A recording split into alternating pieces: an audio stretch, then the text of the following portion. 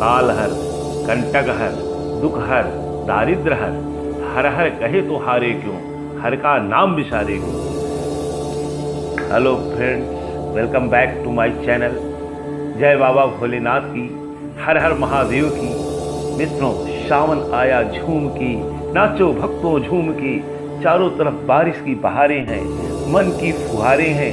सावन का महीना है, शंकर भगवान की पूजा अर्चना अभिषेक से भक्ति का महीना माना गया है। सावन का हर दिन बहुत ही पवित्र माना जाता है, फिर चाहे प्रदोष हो या सोमवार।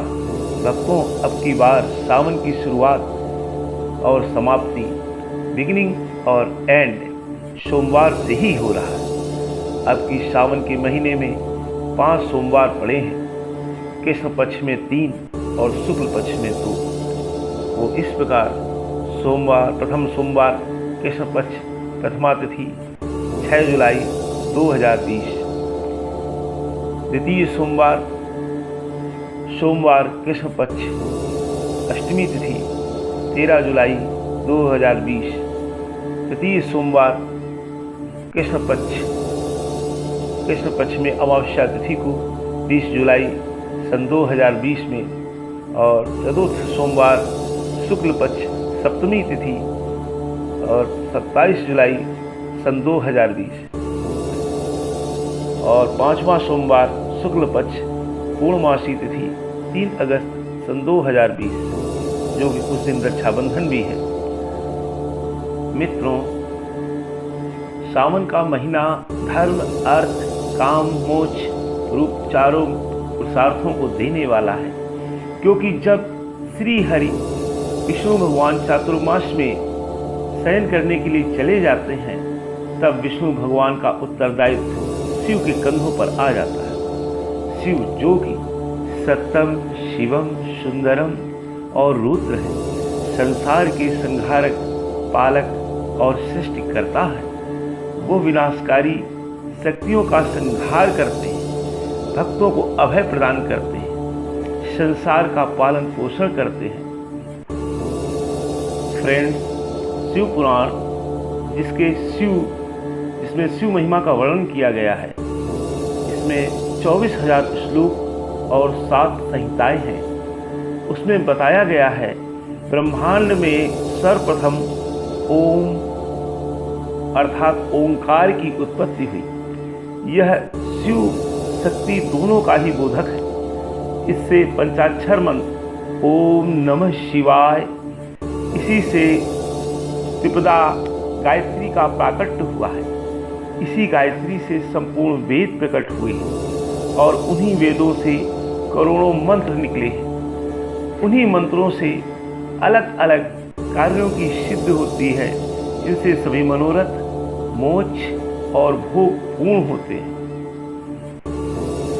जिन लोगों में प्रेम की अभिलाषा होती है, मित्रों, प्रेम की अभिलाषा किसे नहीं होती है?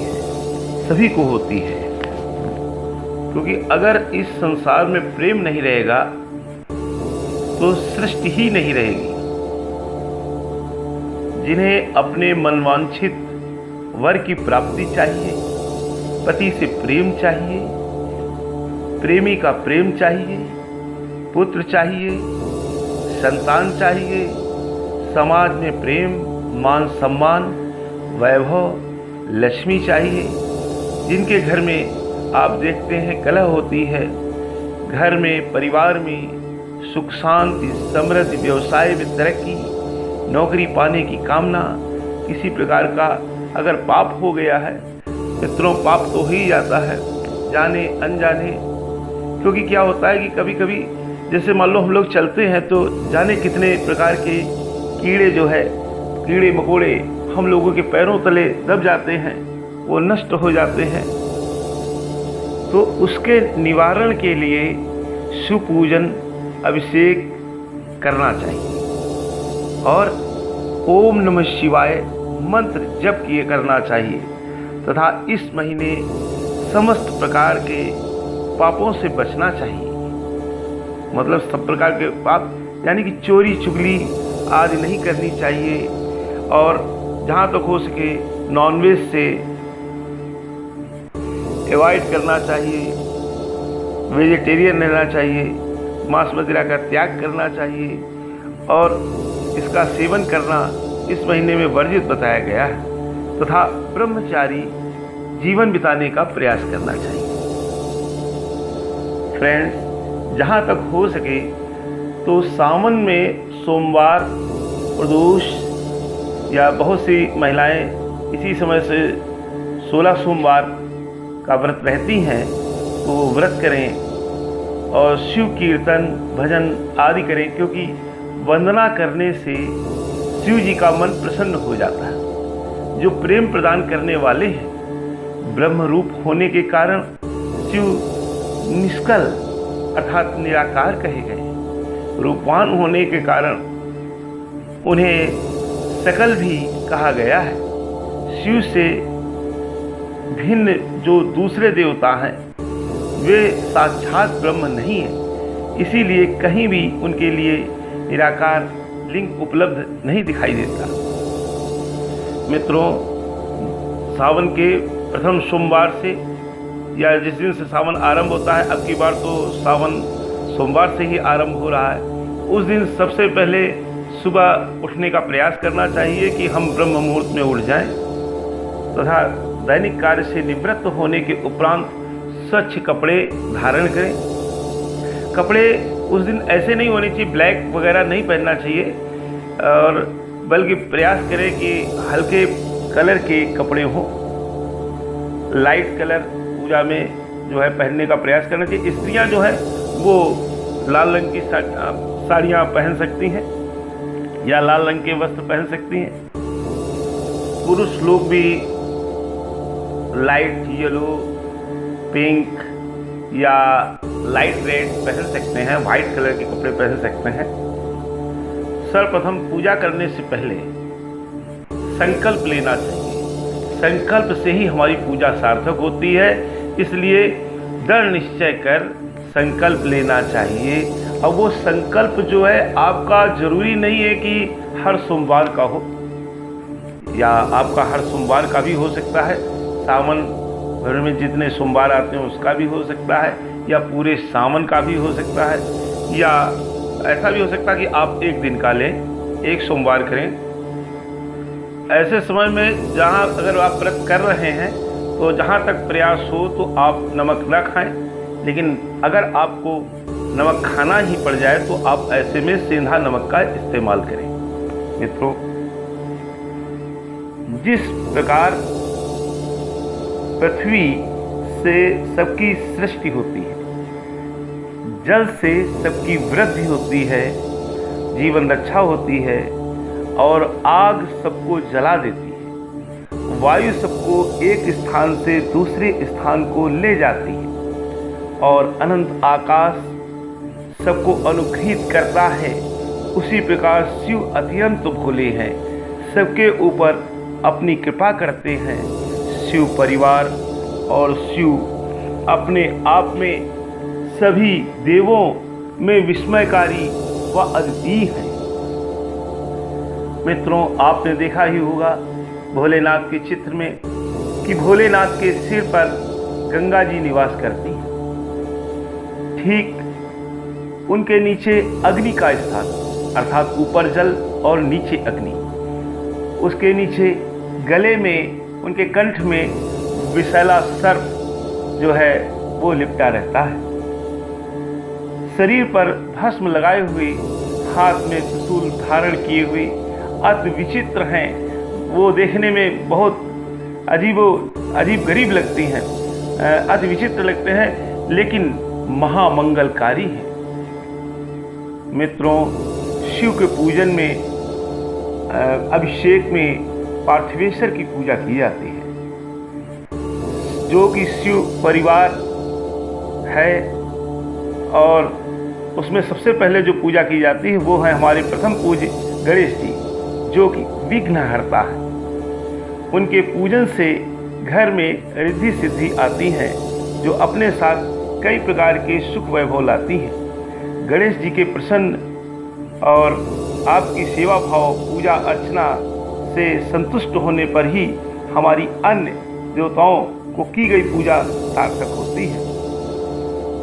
जब ये समझ लीजिए कि गणेश जी अगर प्रसन्न है तभी हमारी पूजा अन्य देवताओं तक पहुँचेगी या उसकी सार्थकता होगी। गणेश जी को आपके जो है चांदी के भी हो सकते हैं, मेटल के हो सकते हैं, या जो है मिट्टी के भी, या अन्य किसी धातु पीतल के भी हो सकते हैं। गणेश जी को रोली, टीका, चंदन, अक्षर लगा करके इनको धूप चढ़ाएं। अब शिव परिवार में जो दूसरा स्थान आता है, उसके बाद माता पार्वती की पूजा करते हैं, जो आदि शक्ति दुर्गा है, जो कि नारी शक्ति का प्रतीक है और समस्त देवियों की आधार शक्ति है। जिस व्यक्ति के पास शक्ति नहीं होती उसके पास सुख, वैभव, सम्मान नहीं होता। बिना शक्ति के शिव भी सौ के समान माने जाते हैं। माता के पास बैठ करके उनका आप श्रृंगार करें, उनको चुनरी चढ़ाएं, उनको जो है सिंदूर का टीका लगाएं और माला फूल पहनाएं। माता को जो है उनके पास बैठ करके आप सिद्ध कुंज का स्तोत्र का पाठ भी कर सकते हैं। अगर कुछ नहीं है तो दुर्गा चालीसा भी पढ़ सकते हैं।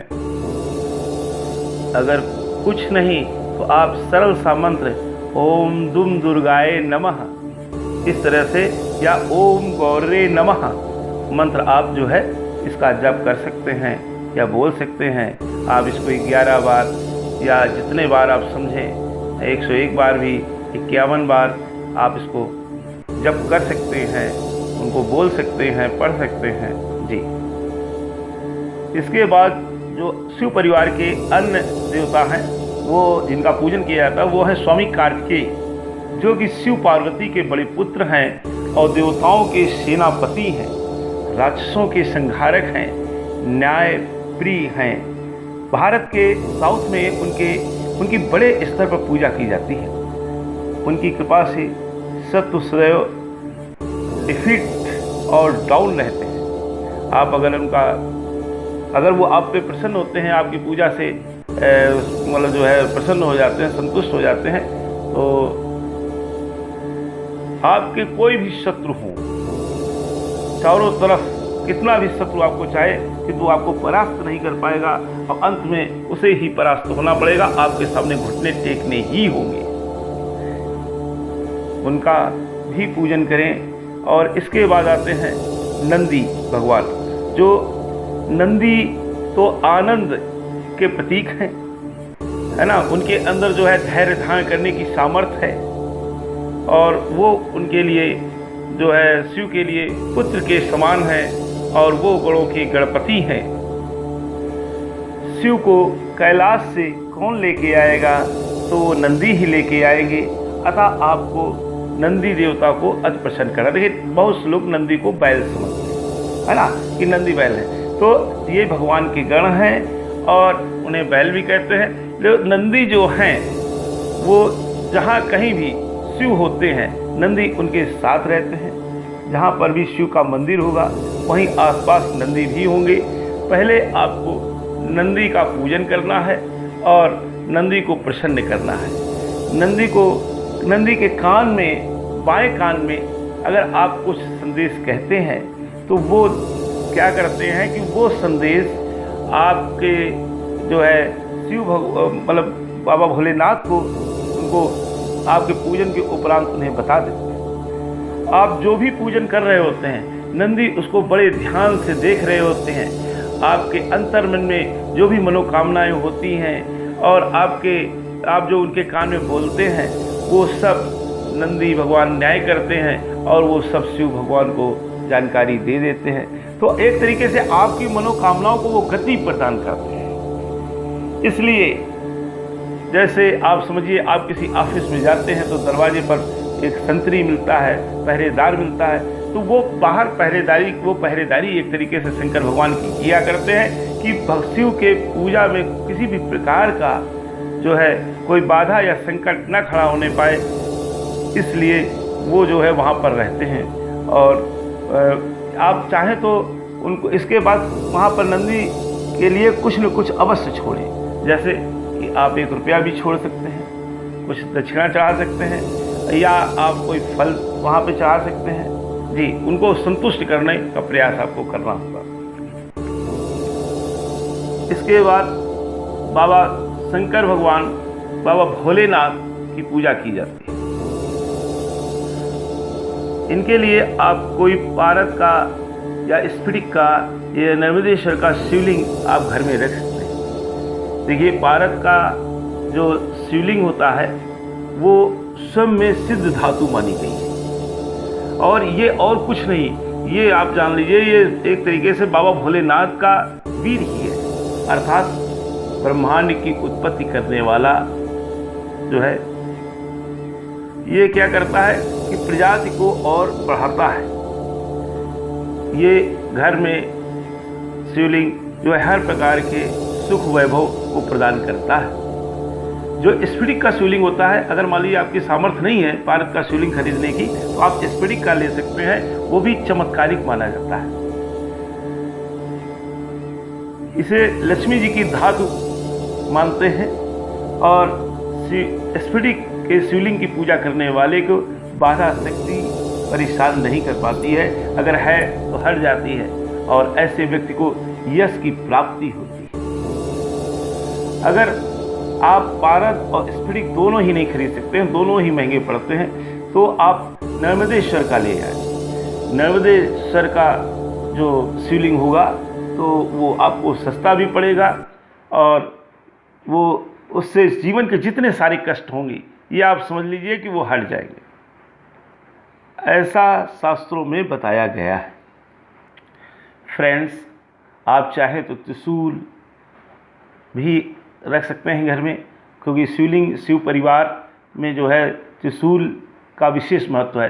ये शंकर भगवान की जो है शक्ति का प्रतीक है। वो अपने भक्तों की रक्षा इसी त्रिशूल से करते हैं तथा इसी से दुष्टों का संहार करते हैं। ये आप चांदी का भी बनवा सकते हैं, और त्रिशूल घर में धारण रखने से किसी भी प्रकार की आपदा नहीं आती और उस घर में शांति रहती है।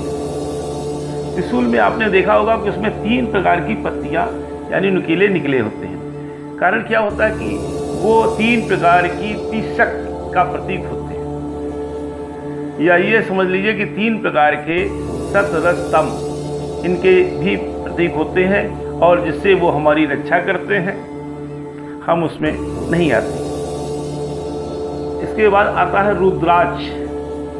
शिव को जो बहुत प्रिय है और इसे परम पावन समझना चाहिए। विद्येश्वर संहिता में लिखा है कि रुद्राक्ष के दर्शन, स्पर्श तथा उस पर जप करने से समस्त सकल पाप नष्ट हो जाते हैं। अब किस प्रकार का जो है रुद्राक्ष कहाँ किया जाए, तो देखिए बताया गया कि आंवले के फल के बराबर वाले रुद्राक्ष श्रेष्ठ माने जाते हैं।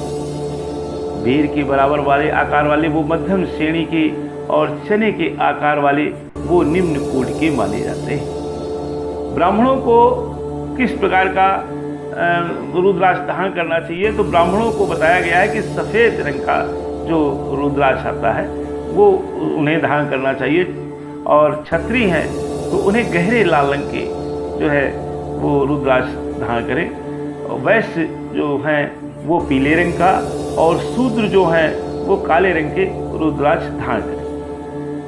फ्रेंड्स, आपने देखा होगा कि बाबा भोलेनाथ के हाथ में एक डमरू रहता है जिसे वो बजाते रहते हैं, समय समय पर बजाते हैं, जिससे कि नेगेटिव ऊर्जा हटती रहे। और देखिए इसका ये जहाँ पर शिव परिवार होता है वहाँ पर डमरू भी होता है। जिस घर में वो डमरू बजाया जाता है वहाँ से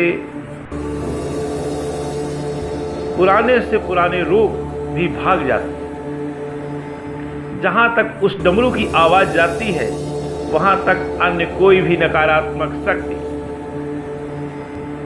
शाकनी डाकनी, भूत प्रेत आदि नहीं आ सकते हैं, क्योंकि डमरू की आवाज़ पड़ते ही वो जो है भस्म हो जाते हैं। अतः इनका भी पूजन करें। और इसके बाद बाबा भोलेनाथ के जो अन्य गण हैं, क्योंकि उनके तो बहुत से गण हैं। अब जैसे जय विजय, गोकर्ण, घंटाकर्ण, भैरव, वीरभद्र, संगी आदि, उनका भी आप पूजन करें। क्योंकि शिवगणों का पूजन करने से, देखिए इनका सबका, गणेश जी से लेकर के जितने भी ये गण हैं यहाँ तक सभी देवी देवताओं का आपको जो पूजन करना है, जो शिव परिवार के हैं, तो उनका थोड़ा पूजन करना है आपको। फिर आप शिव भगवान का पूजन करें, उनका अभिषेक करें। दूध से वो दूध आप छान लें और छानने के बाद शिवलिंग पे चढ़ाएं। उससे आप बाबा भोलेनाथ का अभिषेक करें। अभिषेक के समय अगर आप जो भी शिव स्थिति आपको आती है वो आप कर सकते हैं, और नहीं तो आप ओम नमः शिवाय बोल दें। ओम नमः शिवाय का जप चलते रहना चाहिए। या हमने एक अलग वीडियो डाली हुई है जिसमें जमदग्नि के पुत्र परशुराम जी, जिन्होंने, जो शंकर भगवान के अनन्य भक्त माने जाते हैं, हर्षाधारी परशुराम जी ने जो शिव स्तुति की है, उस स्तुति को, उन श्लोकों को मैंने अन्य वीडियो में डाला हुआ है। ना हो तो आप उसको चालू कर दें और उसको सुनते रहें और पूजन करते जाएं। वही आपको पुण्य प्राप्त होगा। जो आपके कहने से आपको पुण्य प्राप्त होगा, वही पुण्य आपको सुनने से प्राप्त होगा। केवल आपके मन में शिव चलना चाहिए। मुख्य आपकी श्रद्धा और भाव ही है। याद रखें, पूजा अर्चना का जो सामान वो इतना महत्वपूर्ण नहीं होता जितनी आपकी श्रद्धा महत्वपूर्ण होती। जरूरी नहीं कि हम बहुत सा सामान इकट्ठा कर लें तभी हमसे शिव प्रसन्न हो पाएंगे।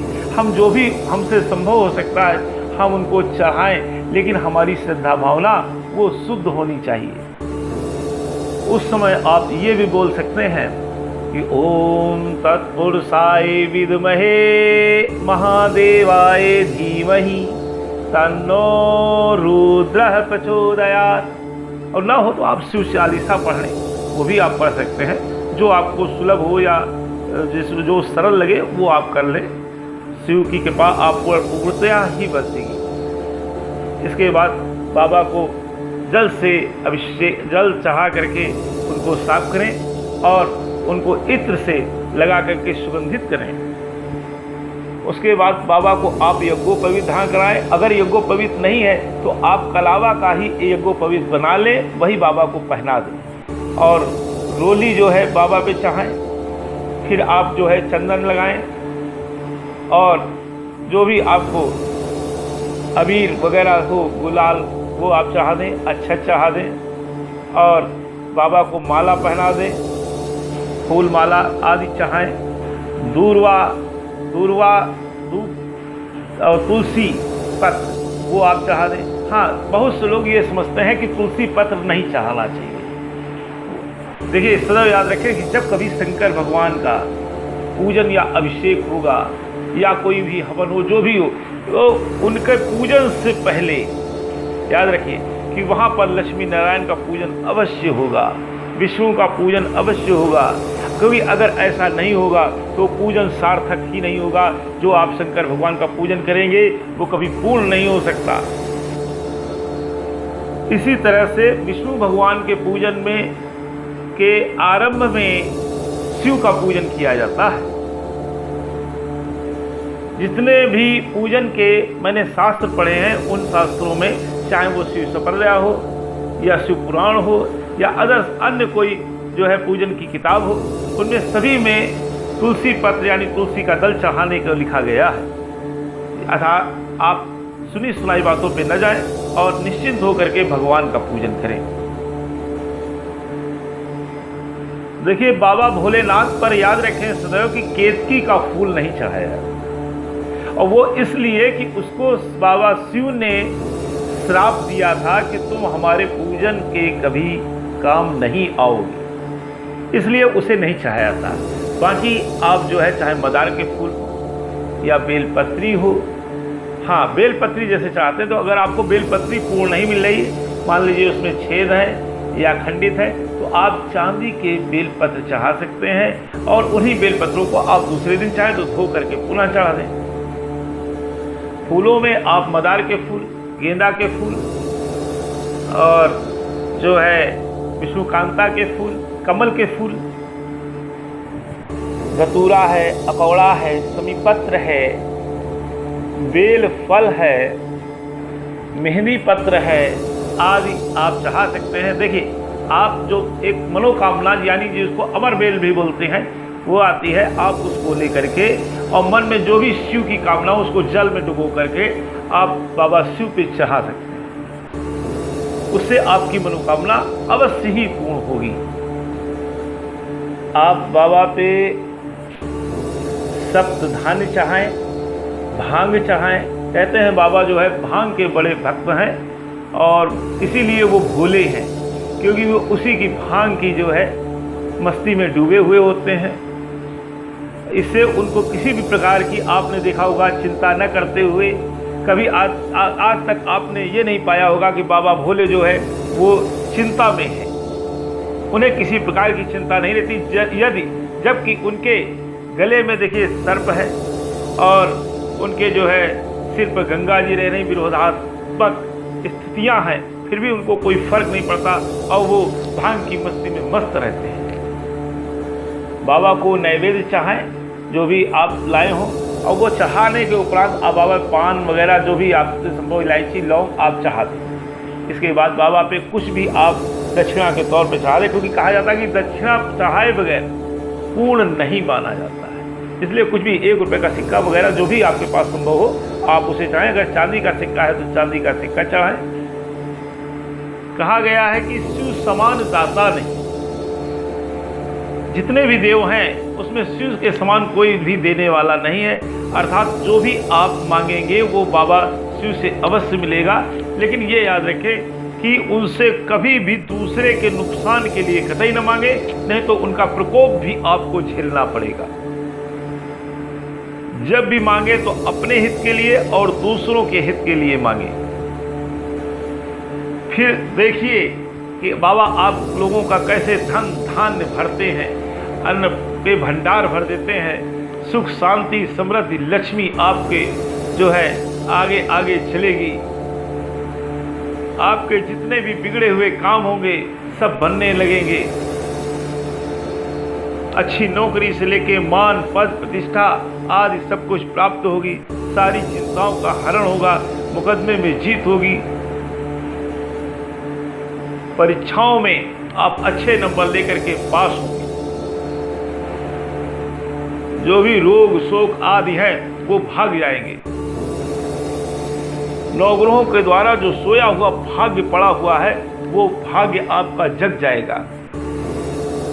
मित्रों, अगर हमारा ये वीडियो आपको पसंद आया हो तो इसे लाइक करें, सब्सक्राइब करें और कमेंट करें, और जिससे कि आप हमसे कनेक्ट रहें, शिव परिवार के आप सदस्य बने, और जिससे कि आप जो है हमारा कनेक्शन आपसे जारी रहे, हमारी हर वीडियो नोटिफिकेशन आप तक पहुंचता रहे।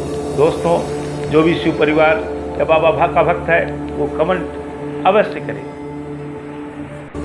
बम बम भोलेनाथ की, राधा श्री कृष्ण भगवान की। मित्रों, टेक केयर,